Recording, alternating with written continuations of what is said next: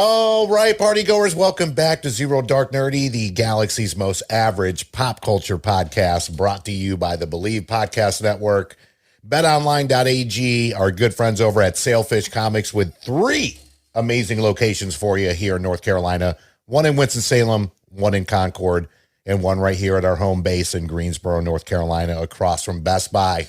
Be sure to hit them up for all your comic book, graphic novel, and action figure needs, especially on New Comic Book Wednesday.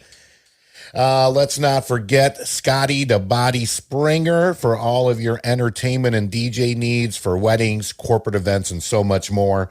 Available in North Carolina, South Carolina, and Virginia. You can find him at topropeentertainment.com. That is all one word, topropeentertainment.com. Of course, Yes Weekly, Golden Ticket Cinemas, our favorite movie theater here in Greensboro, the old Brassfield Cinemas, restored, fully operational, and incredibly amazing. And let's not forget the good folks over at Yes Weekly. This is your boy Brian, a.k.a. El Nino, and today I am joined with Jordan, a.k.a. Baby Knife. All right. So it's the weekend. We got to see this movie on Thursday night, and we have a lot of things to say about it. Superman just came out, the highly anticipated, not DC debut per se for James Gunn, because we all know he did Suicide Squad, the second version of it.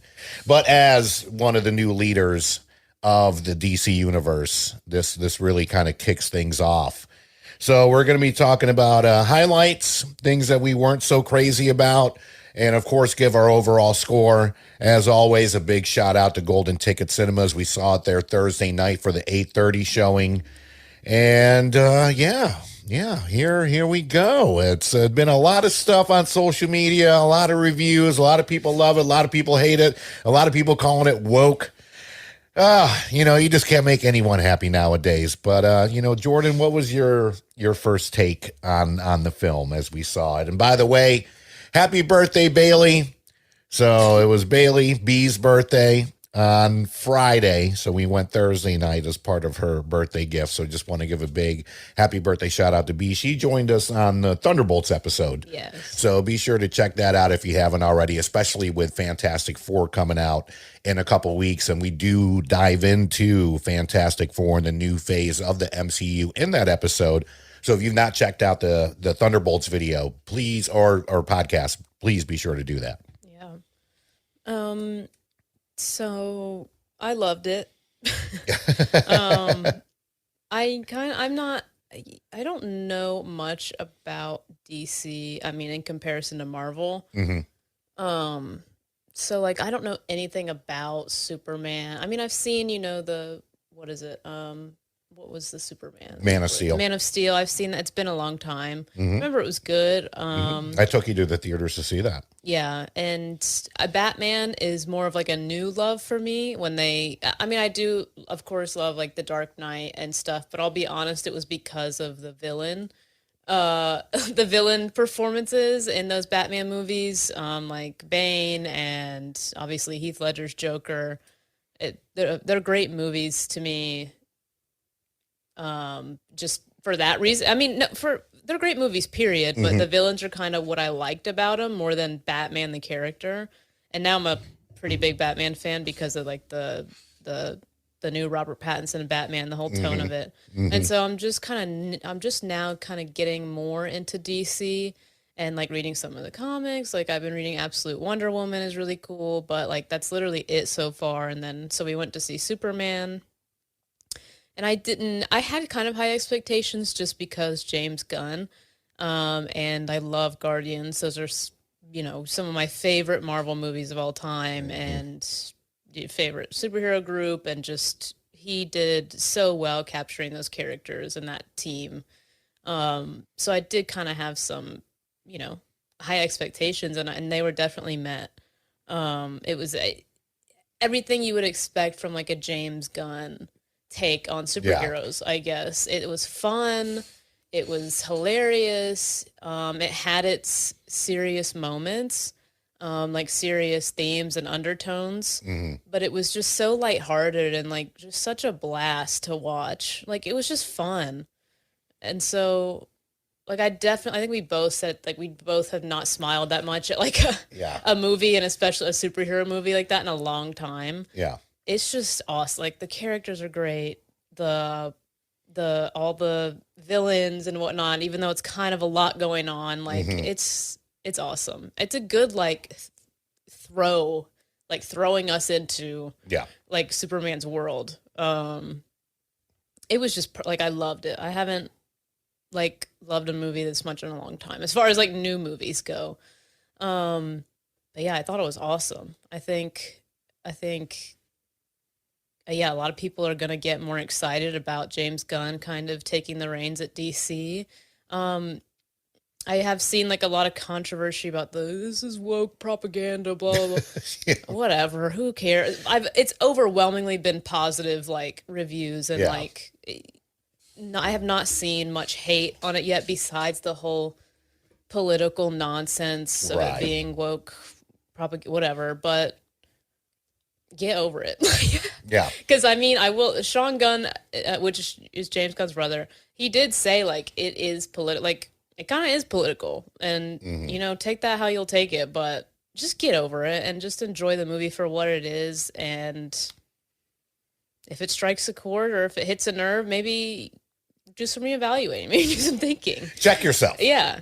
About, like, society and just caring for people, because at the end of the day, this movie is just about loving everybody, caring for everybody, finding everybody beautiful. Yeah. Like, that's what makes Superman punk rock, like they say in this movie. And I love that line. I don't know it exactly, but Lois was like, I used to be a punk rock kid. Like, this isn't for me. And he's like, what if punk rock is the opposite, as in, like, just loving people and, like, trusting people, whereas Lois, like, can't trust people and whatnot. Yeah. He's like, what if trusting people and finding beauty and everything is punk rock? And I love that. I love that theme of this movie, because it's so, like, relevant and needed as a reminder at this time to, like, be like Superman in that regard. Like, want to save everybody, want to bring the world together. So if that's too, like, woke agenda for you, it doesn't sound like you're a great person. No,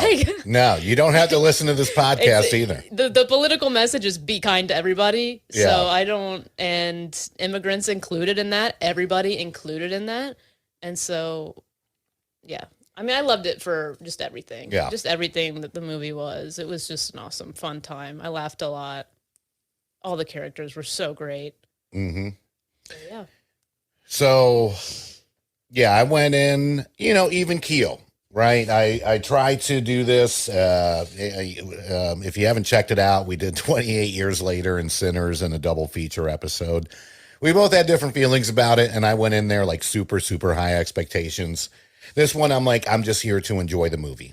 And if you go in already trying to compare it to Christopher Reeves or the Snyderverse, you know, you're automatically failing. Like, not everything has to be a competition, and you could like the Snyderverse as well as this movie. It's not one of those things to where you have to like one or the other. You know, unfortunately, we are in a society right now where you have to pick a side, and it's unfortunate. And it comes to entertainment, sports, politics, the whole 9 yards. And you can like multiple sports teams. You can like a lot of stuff. It does not matter. Life is too short. You know, have fun, live a little. So as Jordan said, I was smiling ear to ear from beginning to end. I did not find a dull moment in the movie at all. If anything, I definitely wanted a little bit more, but it is a James Gunn film, and since even before Guardians, you know, but I will say, let's just say Guardians, for example, you know, he took an IP that wasn't the most popular Marvel IP and honestly made it into one of the best Marvel IPs. You know, Volume 3, it wasn't the greatest of the three, but it was still pretty damn good. And 1 and 2 were fantastic. I mean, of all trilogies, whether superhero based or not, Guardians is up there for me in my top 5. Yeah. You know, and I'm talking Godfather, you know, just a lot of stuff, even though Godfather 3 definitely needed some work. But The Guardians trilogy, and it's so hard to do a sequel, let alone a trilogy, is still top 5 for me. So with that being said, I thought David Corn, how do you say it? I think Corenswet. Yeah, Corenswet? David. Yeah, Cornsweat, however you say it. Sorry, David. Was phenomenal as Superman. And this is more kind of like, and especially with the intro, it tells you in the beginning how many years Metahumans has been around, how long Superman's been around, how long he's actually been Superman. So this is still like, it kind of reminded me of the Batman, where it was like year 2 for the Batman, like Robert Pattinson Batman, where he's still kind of finding his legs per se. I think this is like year 3, if I'm not mistaken, of him being Superman. So he's going to make mistakes. And to be honest with you, Superman, even in the comics, is not a perfect person. And let's face it, it wouldn't be fun on screen if he's not getting his ass kicked a little bit. Like, he's not Homelander from The Boys. Like, he is vulnerable. He can bleed. He's still learning a lot of stuff. And, really, I think he gave us, besides Christopher Reeves, the more, and to backtrack real quick, I do think Henry Cavill played a phenomenal Superman. And I really enjoyed the Snyderverse. I did. Not so much the Aquaman films and this, that, and the other, but as far as like Man of Steel, Batman vs. Superman, Zack Snyder's Justice League, I thought were really good films. So with that being said, Henry, you were a phenomenal Superman, and can't wait to see what you do next. This was just a fun movie from beginning to end. Like, bring the kids. It is PG-13. There is some cursing. Guy Gardner, who is the Green Lantern that we get in this, has some gigantic middle fingers that show up in a very fun scene towards the end of the movie. So it is, I don't want to say a hard PG-13, but it is PG-13. I saw a couple people posting online about, there's some swearing and this and the other. Like, it's not rated PG. It's rated PG-13. So, again, James Gunn just doesn't miss. I thought Metamorpho, played by Anthony Carrigan, who we know from Barry, was great. If anything, for me, this movie could have gone longer because I wanted more. And that is a great film in my eyes. If I want more, and it's not like an hour and a half film, like this was just over 2 hours, then I feel like that's the makings of a good film. Like, even, some undercover great performances. I thought Jimmy Olsen, played by Skylar Gazando, I believe it is, who is from Righteous Gemstones, he was undercover awesome as Jimmy Olsen. Like, there was a lot of characters that I wish they would have fleshed out a little bit more. I would have liked to see a little bit more about Rick Flag Sr., which is played by Frank Grillo, who's been fantastic. If you haven't seen Boss Level, he was Crossbones in the MCU. He's been in a lot of phenomenal movies. So, yes, there is some complaints, but let me tell you, Mr. Terrific, I felt stole the show. He's definitely a crowd favorite. As he should 100%, 100%. I came into this not knowing a lot about Mr. Terrific or Hawkgirl. I knew a little bit about the Guy Gardner version of Green Lantern, and really how he's a dickhead. And Nathan Fillion did a great job of playing him, especially with that horrible haircut. And I mean, let's not forget Nicholas Holt, as Lex Luthor. I thought he was great. Like, yeah, he came off a little bit as a billionaire crybaby, but he also came off, and that's what Lex Luthor is. Like, he's pissed off that he doesn't get all the love. Yeah. And he wants the recognition, and he even says it in the movie, of the Einsteins of the world, of the Galileos, of all these people. And then he has this alien come down and gets all the love that he's supposed to be getting. So, I absolutely just love the film. I can't wait to see it again. I'd love to see it in IMAX. So that's pretty much my take on it. Like, I definitely wanted a little bit more, but beginning to end, I just absolutely adored the film. I will say, for James Gunn, who's very well known for his soundtracks, in particular Guardians of the Galaxy, this one definitely lacked in the music. There wasn't a huge soundtrack. No. It was very score heavy. Very, very score heavy. It was a good score, a great score. Yeah. Which is what DC's known for, you know. Yeah.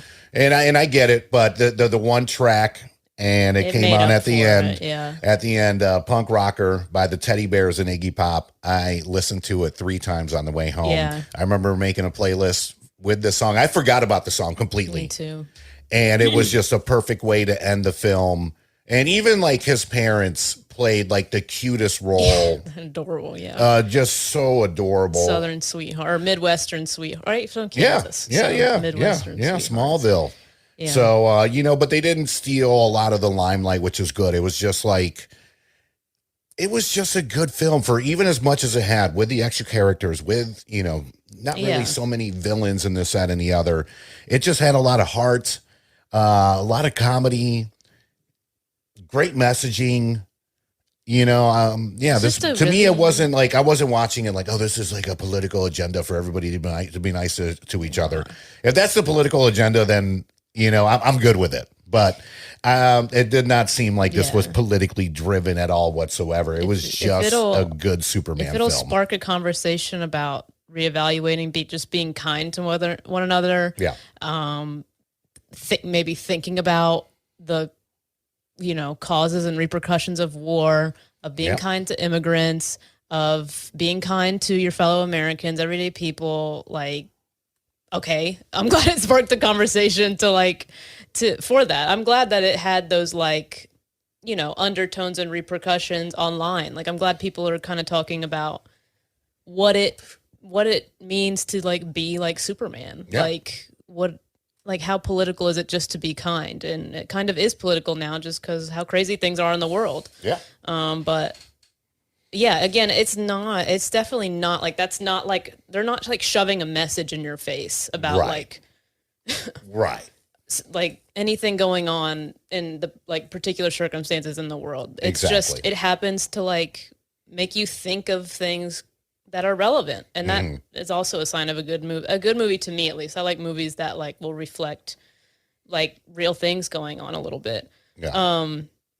It's a really good feel good movie. It is a feel good movie to just watch if you want to feel good. Self-explanatory. If you want to go into a movie and not have all these ideas of what the comic books say, what the Snyderverse did. You just want to go in and enjoy a movie. Here it is. Yeah, because I literally don't know anything about Hawk Girl, Isabella Merced's Hawk Girl. She was cool. I don't know anything about Green Lantern. I know nothing about the Engineer. I know nothing about Mr. Terrific. Yeah. I didn't know these characters at all. Yeah. And you don't need to just enjoy them and have a good time watching this. I mean, now I'm excited to see these, spin-offs and sequels and whatnot with these characters, because now I got a taste of who they are. Yeah. But you don't need to be a DC nerd to go and enjoy this. Which kind of gives DC that edge that Marvel's lacking right now. Right. Is that I think we talked about this before, and I think a lot of podcasts have, but I mean, Marvel's great, but they're just kind of going through this thing where you've got to watch every freaking project and everything to know fully what's going on. Right. You can't really just put on a Marvel show or a Marvel movie right now that are the newer stuff. Yeah. And have a full idea of what's going on unless you've seen XYZ. Yeah. Whereas this is just, it's revamping DC. Yeah. It's just nice to see something new, fresh, fun, interesting characters. It's nice. It's giving DC that kind of edge against Marvel. Yeah. And I'm sure James Gunn is loving that. Yeah. Kind of giving a little bit of the middle finger to well, this is kind of what you're missing. A Green Lantern middle finger. Yeah. That's for sure. This has to be the clip right here. Yeah. Yeah, agreed. I mean, he has the advantage to where DC and Warner Brothers hit the reset button. And you know what's so funny is so many people bitched and moaned about the Snyderverse. It's gone. And now everybody's like, oh, bring it back. It's you just can't win at the end of the day. So they do have that advantage now by hitting the reset button, to where even she's like, I don't know a lot of this stuff that's going on. And we're like, we don't know a lot of these characters either. This is a brand new DC. So it's a brand new day. So now new fans, old fans, young fans, whatever it may be, can go into this and be like, great, what is next? Yeah. Like, we're watching kind of the beginnings of the MCU when the MCU first started with Iron Man. And I read today that basically the plan with DC is to do 2 movies and 2 shows a year. Yep. Quality over quantity. It seems like a decent pace. I just hope they don't, they don't feel obligated to I wouldn't care if we just get 1 movie, 1 show a year. Right. That's fine. It's quality over quantity, for sure. But that seems like a good kind of pace to things. And that's as far as the DCEU. Now they still have the DC Elseworlds with the Batman 2 coming out. We don't know if we're going to get another Penguin show. They would like to do one, but that's up in the air. So there's a lot of stuff on the side that Warner Brothers and DC is still going to do. But as far as the DCEU, the plan is 2 movies and 2 shows a year, which I can handle that. Yeah. I'm good. I think like kind of further up the agenda, I think is Supergirl. And a Mr. Terrific show, I believe, is like what's rumored right now, which would Supergirl, they're definitely, I think they're already done filming that, if I'm not mistaken. Okay, yeah. Yeah, that's why she made by the way, spoilers ahead as always, made that cameo at the end. Yeah, it was a funny cameo. I loved it. It got me, she has like 2 minutes of screen time at the end, but I'm excited to see her because she obviously has a way different personality than Superman. Yes. Very like immature, like... funny. She's the I just turned 21. Yes. Supergirl. Yeah. Party Supergirl, it seems like. And Millie, I think it's Alcock, was fantastic in the first season of House of the Dragon. So I can't wait to see her interpretation of that. Yeah, she's funny. And Can we talk about crypto? We need to talk about crypto. We have yet to. I'm surprised. I thought like we were going to get 5 minutes in. I love. Come on now. James Gunn knows how to do animals. 100%. And make you, love them. Yeah. Adore them. I mean, obviously we saw that in Guardians with Rocket, though Rocket would punch me if he heard me say that because he's not a raccoon. And then with Guardians of the Galaxy 3, just self-explanatory, just destruction over being attached to those animals in that movie. This one is way, spoiler, crypto does not die. So he's just a goofy, really aggressively strong, just clueless it's like dog. Puppy Crypto.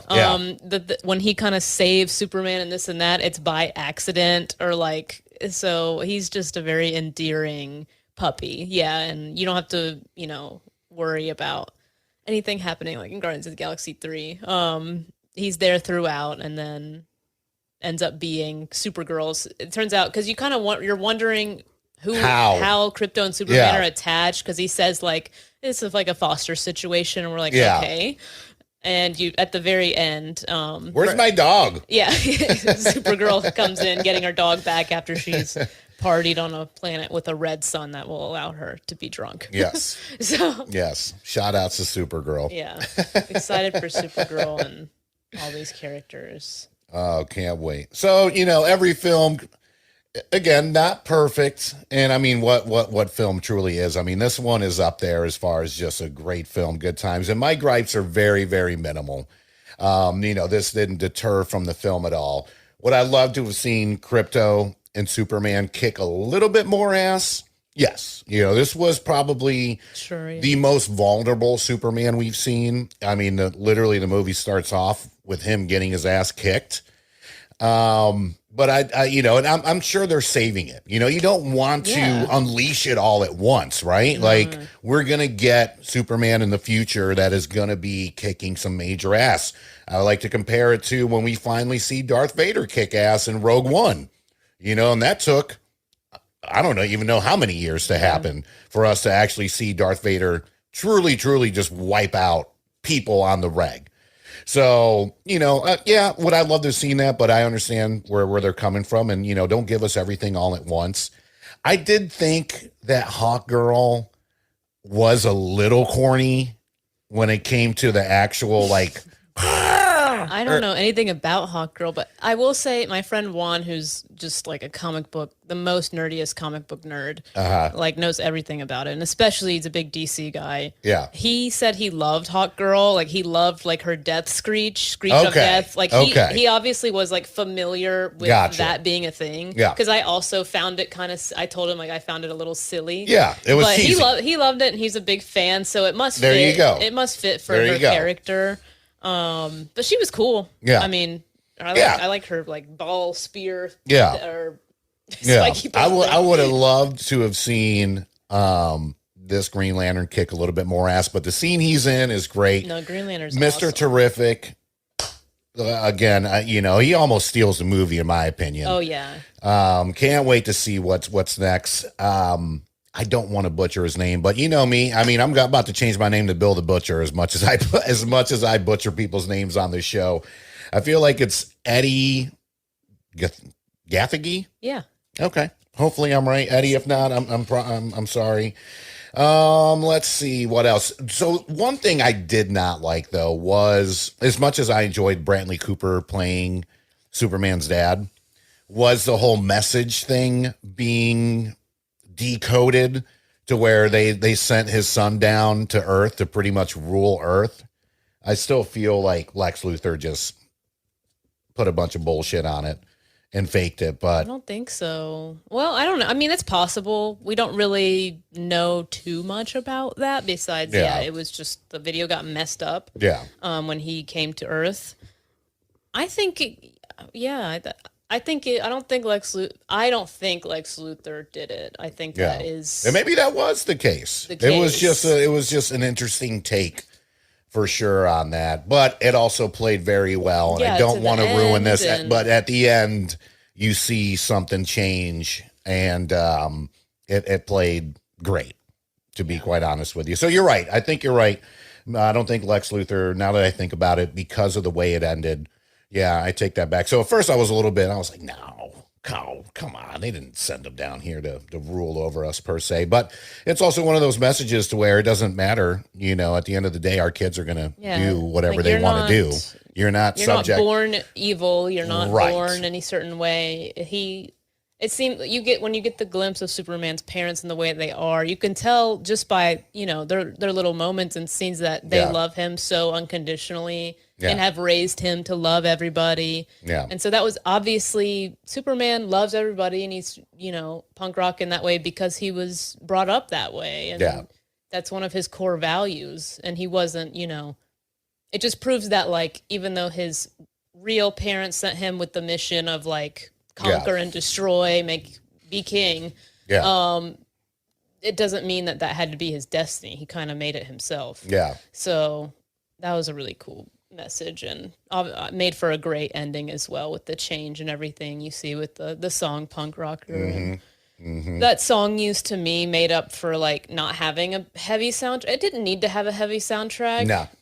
So that last song was just, there's not a more perfect song they could have used for this movie and for the characters. As I was smiling the whole time, like my smile went even bigger when that song came on. It was great. Besides that, the mid-credit scene was cute with him and Crypto. Yeah.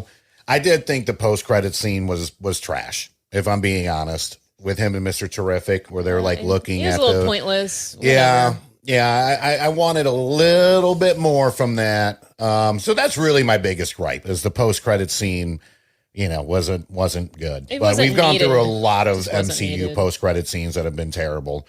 So you know what, you gotta pass on this. Yeah, definitely didn't seem needed. It was a little confusing, to be quite honest with you.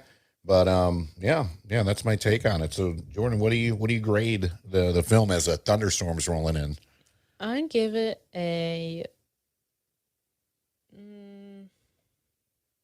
I'm going to give it a 4.7 out of 5 stars. Woo! I just enjoyed it that much. Yeah. Like, it's definitely like, I'm going to buy this movie on DVD and it's going to be like a good feel-good movie to put on whenever I just want to watch something fun and like a little mindless at times and just like feel good.